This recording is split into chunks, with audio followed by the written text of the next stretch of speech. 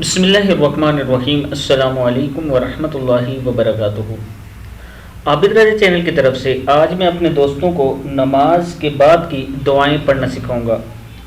اس سے پہلے میں اپنے تمام دوستوں سے گزارش کروں گا کہ اگر ابھی تک آپ نے اس چینل کو سبسکرائب نہیں کیا تو کر لیں تاکہ ڈیلی ویڈیو آپ لوگوں تک پہنچ سکے۔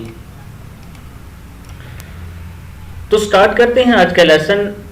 بسم اللہ الرحمن الرحیم۔ سب سے پہلے آپ سلام پھیرنے کے بعد اللہ اکبر کہیں۔ اللہ سب سے بڑا ہے۔ ایک بار صحیح بخاری میں 842 نمبر پہ آتا ہے۔ استغفر اللہ، میں اللہ سے بخشش مانگتا ہوں۔ 3 بار یہ لفظ کہیں، استغفر اللہ، میں اللہ سے بخشش مانگتا ہوں۔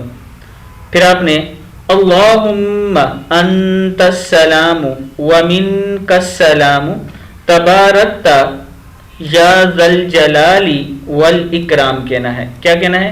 تبارکت یا ذا الجلال والاکرام۔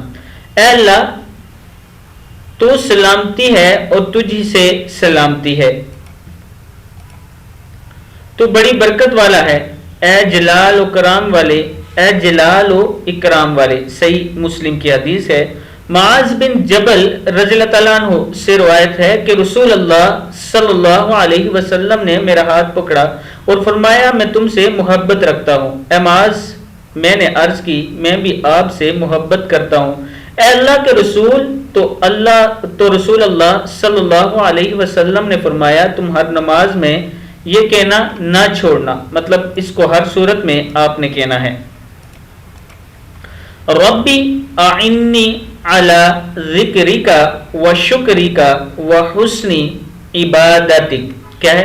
ربی اعنی علی ذکرک و شکرک و حسن عبادتک۔ اس کے بعد لا الہ الا اللہ وحدہ لا شریک لہ لہ الملک و لہ الحمد وہو علی کل شیء قدیر۔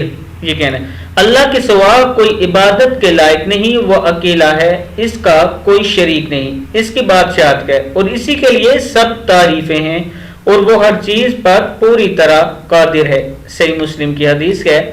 میں اپنے دوستوں سے گزارش کروں گا کہ آپ دوست اس کو خود بھی پڑھیں اور اپنے دوستوں کے ساتھ آگے اس کو ضرور آپ نے شیئر کرنا ہے۔ السلام علیکم ورحمۃ اللہ وبرکاتہ۔